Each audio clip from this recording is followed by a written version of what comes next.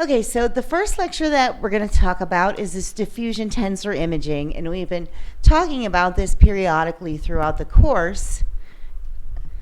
What diffusion tensor imaging is, it's an anatomical imaging method, and it's a method to measure the water diffusion using magnetic resonance. So it's based on the idea that the diffusion weighted signal that reflects that we measure, it reflects the structure of the tissue from which it's measured. So it's used to study white matter tracks, both clinically and in research. Associated with DTI is a technique called tractography. Tractography is 3D modeling techniques used to visually represent neural tracks using this DTI method. So DTI was actually the first fiber imaging technique. So it was the first technique to use this white matter tracking, but it was limited because it was difficult to detect places in the tissue where the fibers actually crossed. So it was good at making a structure, but it was hard to differentiate which directions the structure, the fibers went when they were crossed. So they came up with this diffusion spectrum imaging, and this was a method designed to overcome the limitations of DTI. So diffusion spectrum imaging measures in many different directions, but it uses a lot more magnetic gradient and acquires data in a different pattern. So today I'm just going to talk about DTI because this is, really defines the basics of what we're doing and looking at here. So when you use diffusion tensor imaging, or DTI, you get these beautiful white matter images. So if you recall, in the middle of the brain, there's a lot of white matter tracting. The corpus callosum, which is that big white thing that you see in the middle of the brain, is a big white matter tract that connects the left brain and the right brain. And from that, there's a lot of tracts that stem up and go throughout the brain.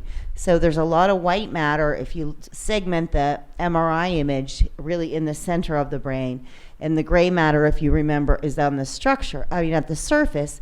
So this technique allows us to see those white matter tracts within the brain. And you can see here you get some really nice, cool looking pictures with it. So DTI is a fairly recently developed technique. It came around the same time as functional MRI started to develop, right around the 1990s. And the benefit of it is diffusion is extremely sensitive to differences and changes in tissue microstructure. So you can see myelination or demyelination of tissues. You can see if axons are damaged. You can see swelling in the tissue and necrosis. So people have asked the question of what are we actually measuring though when we measure these tracks? And it's believed to be a measure of white matter integrity, so how well the structure is in place of this white matter. But they're not 100% sure that this is what it shows. But people just basically try to use this to see the integrity of the tissue and see if there's any damage to the tissue. The reason that we can do DTI is because of this fact that diffusion of water in tissues in an axon is restricted to one direction. So just in water, diffusion of water molecules follows this Brownian motion, which is this random motion. It goes any direction. So with no constraints, the water molecules can diffuse isotropically. Isotropically, again, means in any direction that they can move. So it's a random motion, X, Y, Z. But along axons, the water is restricted to moving only in a single direction. So you can see here on the left, we're looking at water diffusion in the spinal fluid, that whiteness in the middle there, and we're seeing that the diffusion is isotropic, so it can move any direction.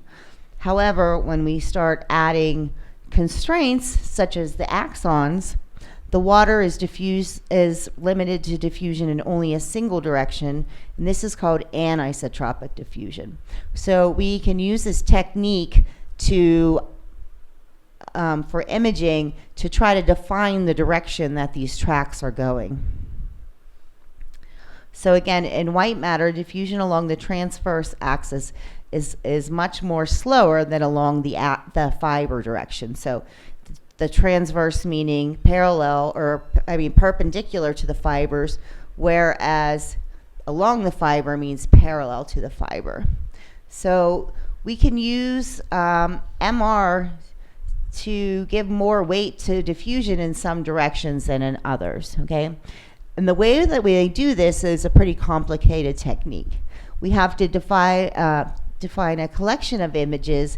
We have to have 7+ images with different direction encodings to compute the diffusion tensor in each voxel. So again, we're looking to make this diffusion tensor, and we're going to use this to define the encoding.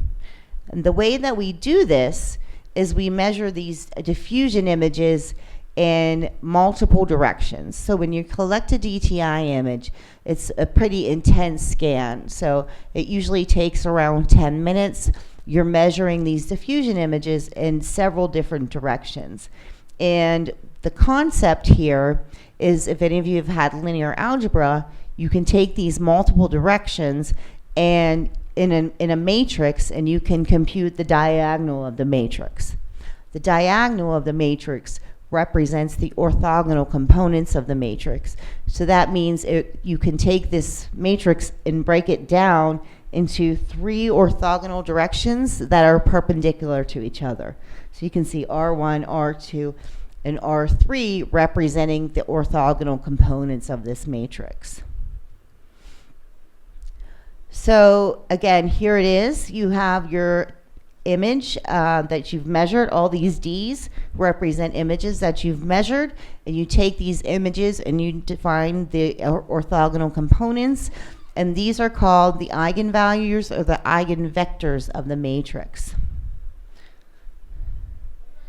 Okay, so I'd like to point out that if you look at this matrix up here, you see dxx, dxy, dxz, and you can see that if you go along the diagonal and just take the values to the top right of that, those values will match the values to the bottom right.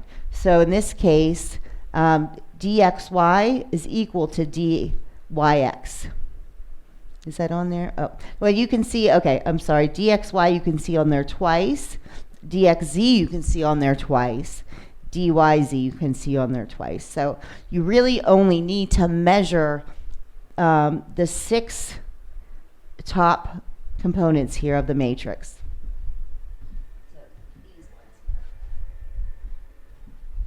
Because the ones to the lower left are identical to the top ones.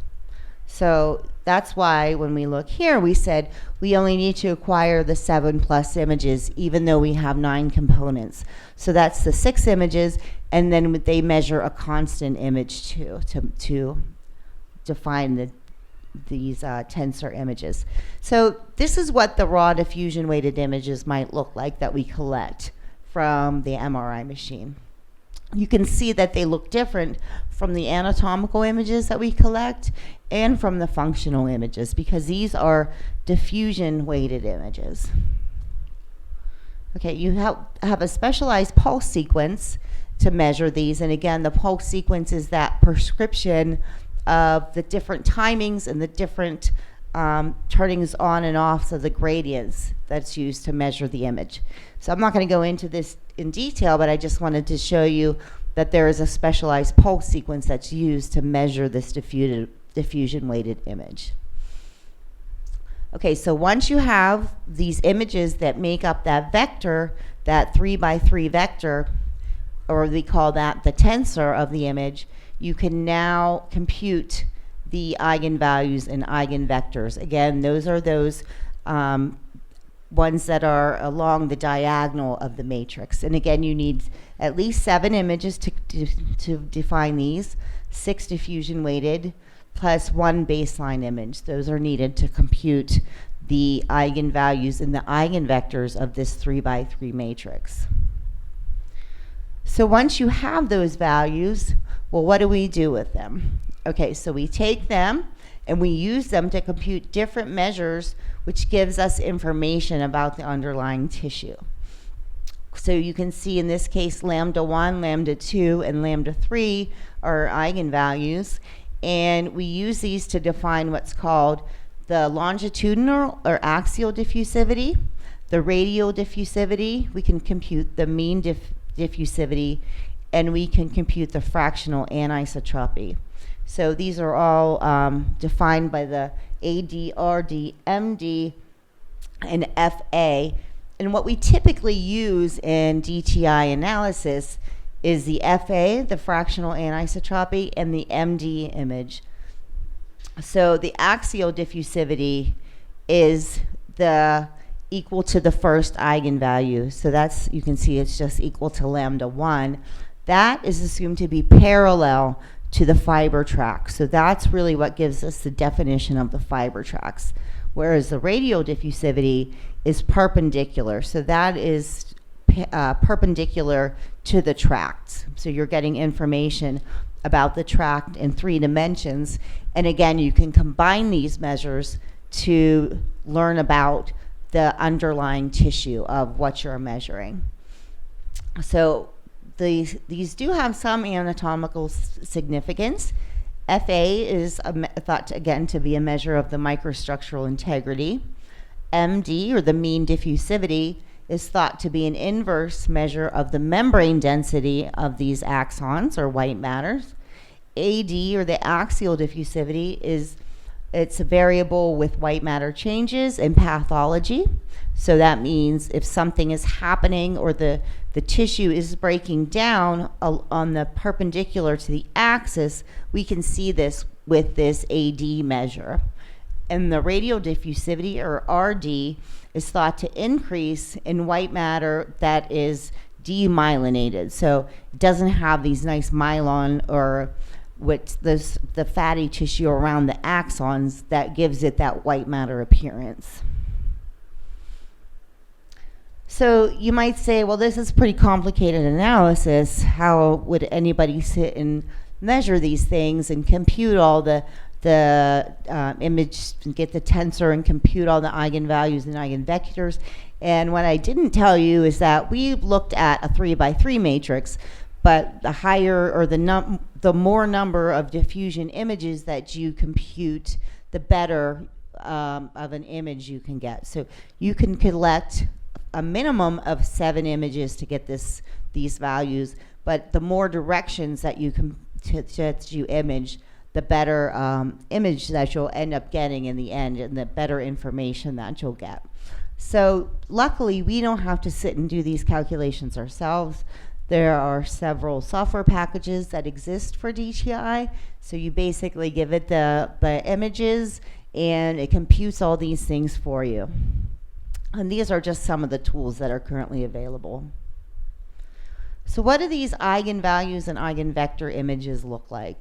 So this is these are some that I computed from our data set, some of the data sets that we have. You can see the lambda 1, lambda 2, and the lambda 3 correspond to the eigenvalues, the top images there, that are computed from our data set. So really, when you look at these, you don't intuitively see a lot of information or can understand what you're looking at in these images. You need to do additional steps, and that is compute the FA, or the fractional anisotropy, and the mean diffusivity image. So that's what you're looking at here. So what you might do is you might compute the FA and MD image for each subject that you have in your data set. And then, similar to what you would do in a functional MRI image, you would normalize these or combine these into, put these into a standardized space so that you can combine groups together.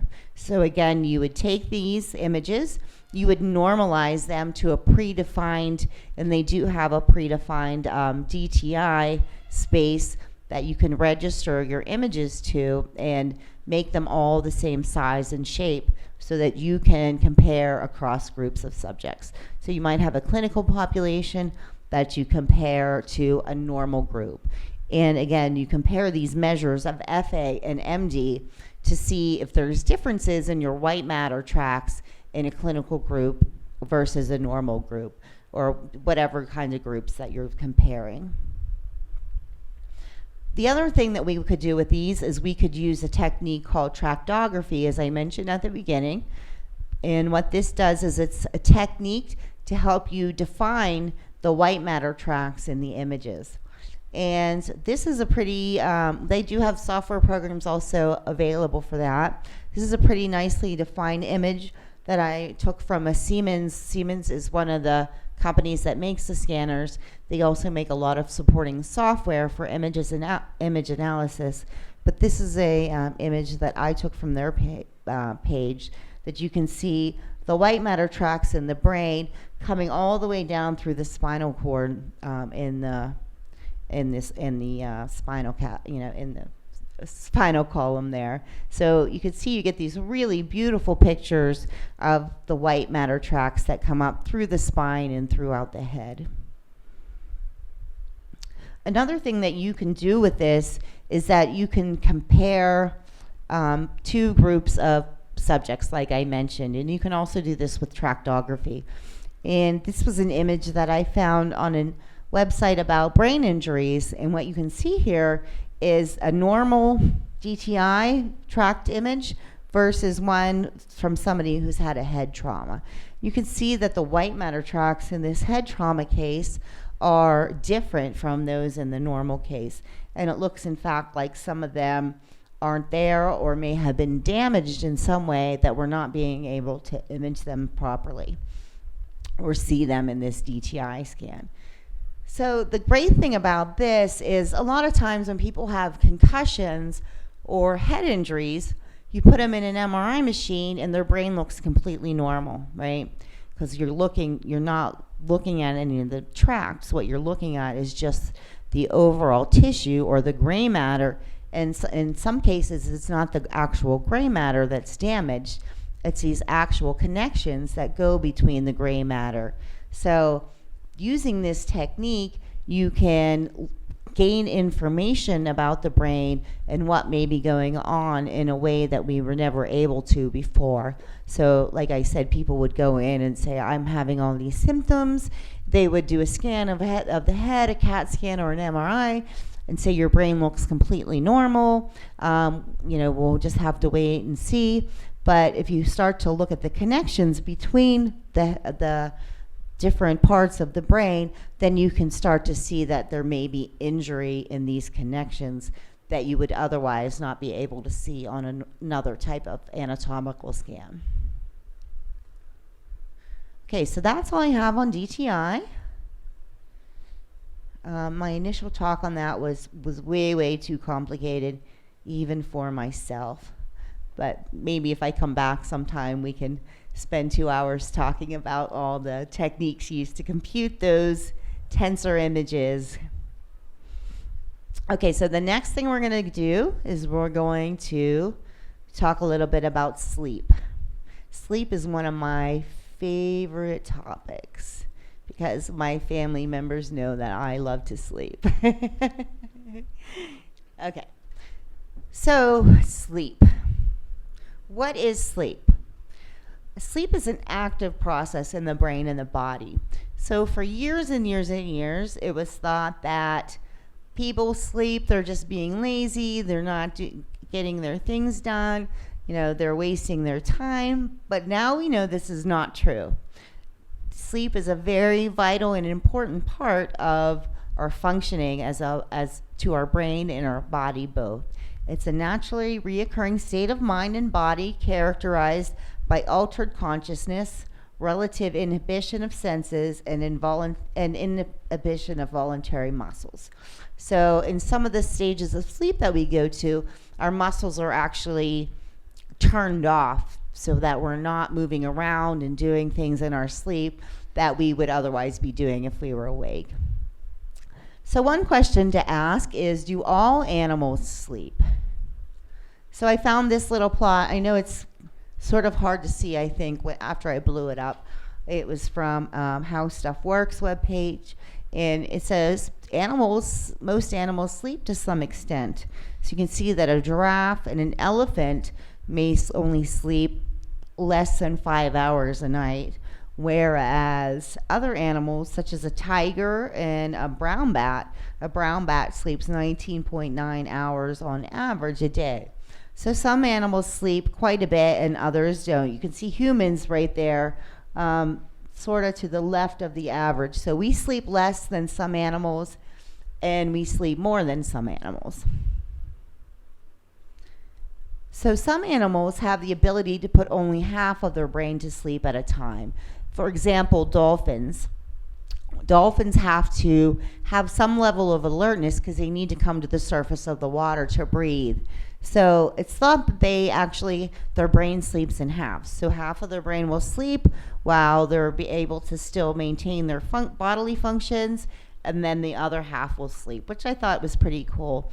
And some people have also been studying other types of animals, and they think now that some animals have the ability to have their brain sleep in columns. So a column of their cells will sleep at a time and move on to the next. Sometimes I think this might be a good property for us to have so that we could get a lot more things done. Do you ever say, if I didn't have to sleep, I could get so much more done? Okay. So we've seen this slide before. This is the type of normal adult brain waves that are measured during sleep with EEG. So you can see here that awake with mental activity gives you these higher frequency beta waves. Awake while resting and generally with eyes closed gives you these alpha waves, which are not as high frequency. They're a little lower frequency than the beta waves. By frequency, again, I'm meaning how fast these waves are oscillating or going up and down in time. As you start to fall asleep and get into deeper sleep, you get slow wave activity. So the earlier stages of sleep, and we'll see these in a minute, start to go into slower wave activity, but they're in the theta range of 4 to 7 hertz. And then when you get into the deeper stages of sleep, your brain goes into the slow wave activity where it's less than 3.5 hertz. And the names beta, alpha, theta, delta were just names that people gave to these different frequency ranges to help characterize what kind of activity was going on in the brain in terms of electrical measurements. So these slow waves that we see in deep sleep are thought to originate from the limbic system, particularly the thalamus, and you can see these throughout the brain as you're recording somebody's sleep. So we go through some cycles of sleep during the night. When we initially fall asleep, we go into stage 1 and 2, and you can see here that we're awake and we drop down into stage 1, stage 2, and then we go into this slow wave sleep or sleep stage 3 and 4. So what we do is we go into stage 3, 4, and we kind of turn a corner, go back into stage 3, and then we go into this less deep sleep, stage 2, and instead of going back to stage 1, we go into REM sleep. This is rapid eye movement sleep, and this is when our dreaming takes place. During rapid eye movement sleep is thought to be when our muscles are sort of paralyzed, so that even though we're having all this activity in the brain that mimics what we might see if we're awake, we aren't actually moving around and responding to this activity. So then after we go through REM sleep, then we go through another cycle. We go back down into 2 and 3 and deep sleep again and come back up in REM sleep. So we have REM sleep about 4 to 5 times a night. So this is the stage when we're dreaming. Even though a lot of times we don't remember what we've dreamed. In fact, probably most of the time we don't remember what we've dreamed. You can see here that the basic cycle is about 90 minutes. And as the night progresses, we have less and less slow wave or deep sleep activity going on. So the first couple cycles have the deeper sleep. And again, as we go on through the night, we don't have as much of this deep sleep over time. And so you go through about 4 cycles of sleep a night, and of course it depends on how long that you sleep. So why do we sleep? So a lot of people have been asking this question, and sleep is still not well understood, but it's becoming more and more a topic of research. And here's what people think of why we sleep. So we know it's vital to survival, right? If you don't get any sleep, you become a very miserable sort of person that can't function. But what's thought to happen, of course, is restoring of the body and the brain. So when we get a good night's sleep, we always feel refreshed and restored. It's thought that this sleep may involve the clearing out of toxins from our brain. So during the day, things build up in the brain from its use. That is thought to be when we're sleeping at night is when the fluid comes and washes over the brain in a way that helps us to get rid of some of these toxins that have accumulated. We're also thought to be processing of decisions and complex information while we're sleeping. So did you ever feel really conflicted in the night and thought, I don't know what I'm going to do? You get a good night's sleep, and then in the morning it seems all more clear to you. So it's thought that while we're sleeping, the brain is helping us sort out information that's causing us concerns maybe about decisions or complex ideas or thoughts. Again, we talked before about consolidation of memory. So it's thought that while we're sleeping, our hippocampus is working and helping in other areas involved in long-term memory processing to help us get information that we've collected from throughout the day and help set this information into long-term memories.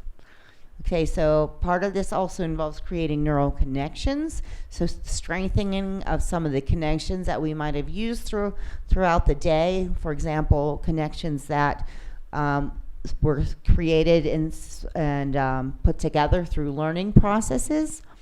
And it's also thought that some of the physical activities that we may have learned, and we used examples of driving and different things, maybe tying your shoe, maybe even playing the piano or some kind of an instrument. When we're sleeping, the brain is rehearsing these activities by playing these same patterns over in our heads, and it's thought that this helps us in the learning of physical activities. So remember that if you want to do well on something, it's always important to get a very good night's sleep after you've learned something. It's because it's thought that this is helping to encode it in your brain so that you'll be able to recall these things better the next day. So here's just some facts about sleep. If you sleep 8 hours a night, we end up spending a total of about a third of our lives in sleep. So sleep, you can see here, that's a pretty big number. So sleep is very important to our bodies. The amount of sleep that we need varies with age.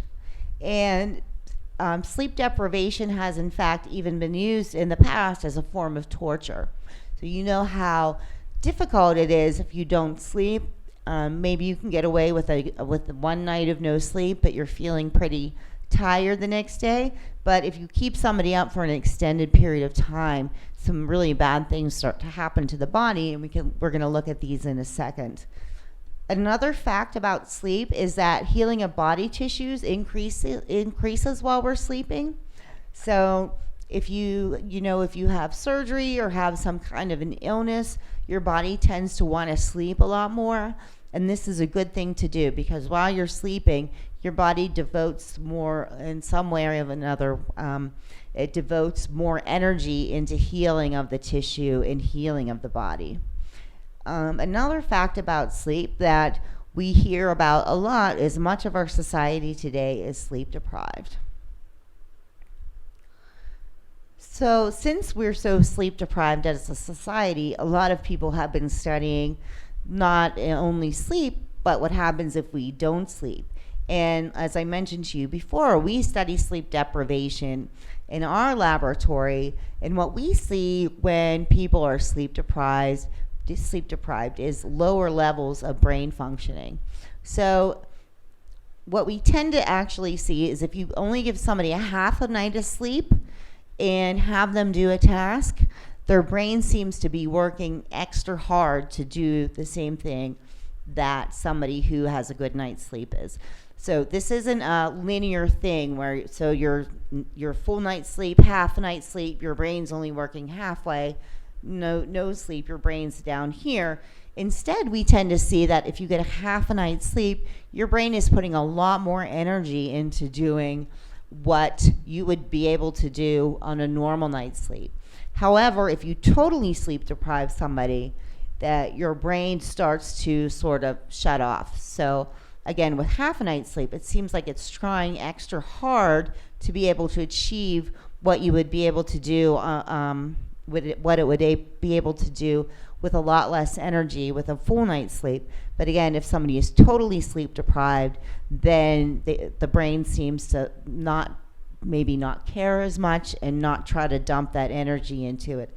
It sort of just gives up, and the person is, lethargical and not as interested in maybe trying to do something that you ask them to do because they're so tired.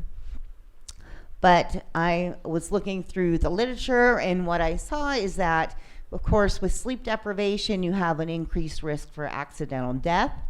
This is because maybe you're not as attentive, you're more careless, you're not as focused, and this leads to more accidents, not only out on the road and things like that, but also in the workplace. I saw that Chernobyl, they thought, was due to carelessness caused by lack of sleep. And I didn't look into this completely, but I thought that was a very interesting thing. So sometimes it's better for your health and for other people's health if you get a good night's sleep. Of course, when you're sleep deprived, you get cognitive impairments and dysfunctions. When we have people perform tasks of measuring how quickly and how accurately they're responding, this always goes down with a lack of sleep. They're always slower to respond and not as accurate in their responses.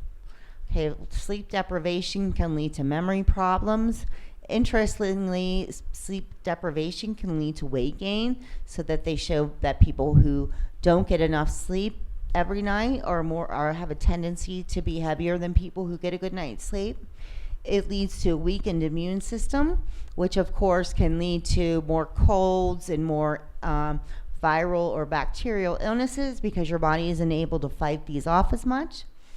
We can get moodiness and depression.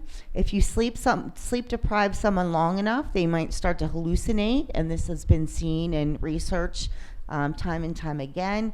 And long-term effects of sleep deprivation can lead to an increased risk for high blood pressure, heart disease, and type 2 diabetes. So missing one night of sleep wouldn't give you an increase of this, but chronic sleep deprivation over a long period of time does lead to an increased risk in these types of things. So you can ask, how do I get a better night of sleep? So there's also things called sleep health, where people try to see how to improve your sleep and get a better night's sleep. And at the laboratory where I work with a woman called Dr. Germain. She studies sleep, and her and some of her colleagues have put together this brief behavioral treatment, or we call it BBTI, for people with insomnia. So people who can't sleep or have a lot of trouble sleeping. And so this is what they tell them to do to try to help them train themselves to get a better night's sleep. Okay, they say reduce your time spent in bed. So don't lay around in bed all day trying to sleep. If you can't sleep, get up. Try to shorten your time in bed by maybe a half an hour a night. And wake up at the same time every day. It doesn't matter how poorly you slept the night before. Just make sure at the exact same time every day you get out of bed and start your day. Another thing that they tell you to do is do not go to bed unless you're sleepy. So if you're not feeling tired at all, don't just lay there in bed and, think all these terrible thoughts about how you're not able to sleep. Get up and do things until you feel sleepy and then go to bed. So if you do get in the bed, even if you're sleepy, don't stay in the bed. Get up and do things. If you can't sleep, don't just lay there. And a lot of times this kind of stresses you out. You're looking at the clock. You're thinking, I got to get up in 5 hours. I got to get up in 4 hours. And then you're just worrying more and more about it. Don't do this. Get out of bed and do things. And the last thing is to only use the bed and the bedroom for sleep. So don't lay in bed and watch TV. Don't lay in bed and read a book. When you do this, your body is learning that you're doing other things in bed rather than just sleeping, and it's not having that association of, okay, I get in bed, all I do in this location, in this position is sleep. So you're sort of training your body to do other things in the bed. Now, a lot of us don't have any trouble sleeping, so I know my mom's looking at me. She loves to lay in bed and watch TV. And this is fine. This is the prescription that they give people who are insomniacs and can't sleep. So this treatment actually does cause a difference for people. It helps them to get a better night's sleep. They keep a sleep diary, and they, report how much they sleep a night. And if you follow this procedure strictly, and I know that's probably difficult for some people, because, if you can't sleep, you don't want to wake up at the same time every morning. You think, I've been up all night. There's no way I'm getting up at 7 o'clock today. It's a Saturday. It's a weekend. But some people don't have any problems with their sleep health. But people who do, this is what they tell them to do. So a typical night of sleep on average is about 8 hours. So anything less than 7 or greater than 9 hours is considered out of the normal range of sleep. And so in our sleep studies, we don't take anybody who is outside of these limits. Okay, that's all I have for sleep today. And if anybody has any questions, I have 2 more things. I looked up the question survey that you asked about deja vu. Here's what I found about this. I know it's an article here. I can read this to everybody. Although scientists have not pinpointed exactly what goes on in the brain when a person experiences deja vu, they can make good guesses based on models of memory. So all theories of memory acknowledge that remembering requires 2 cooperating processes: the familiarity part of it and the recollection. So you're recalling it, you're feeling familiar with it, or you're recalling it, okay? Familiarity occurs quickly before the brain can recall the source of the feeling. Okay, so you see something, you think, this feels familiar, and then your brain recalls what it was. So conscious recollection depends on the hippocampus and prefrontal cortex, whereas familiarity depends on regions of the medial temporal cortex. So when these cooperating processes get out of sync, we can experience deja vu. So the intense and disconcerting feeling that a situation is familiar, even though it has never happened before. So this feeling can occur when a brand new situation is very similar to other events stored in our memory. So for example, a Texas airport may seem vaguely familiar to you, even though you've never been to Texas. It's possible the airport is strikingly similar to a single event stored in memory. Perhaps you recently saw the airport in a movie or magazine. So it's possible that many memories of visiting similar airports can create the sensation that you have been to this one. So deja vu is a stronger version of this kind of memory error. So the best evidence for a neural mechanism in deja vu, which around 60% of people experience at least once, comes from studies of patients who experience it chronically. So in 2005, cognitive neurophysiologists, neuropsychologists at the University of Leeds in England described 2 patients with reoccurring and persistent feelings of deja vu. The patients refused to read a newspaper or watch TV because they felt as though these things had already happened and they'd seen them before. they found it difficult to shop for groceries because they thought they had already purchased those items. So the researchers discovered that these patients had damage to the frontal and temporal lobes, and harm to these areas were likely the cause of this patient's familiarity circuitry, and this familiarity circuitry fired frequently even when they were in a novel situation. So in undamaged brains, deja vu likely occurs because of processing errors in these same regions. So again, this seems to be a problem with the feeling of familiarity that the brain sends before we can, and that works in conjunction with this recall. But if we feel familiar and we don't have these events stored, it could be attributed to something else. So I thought that was pretty interesting.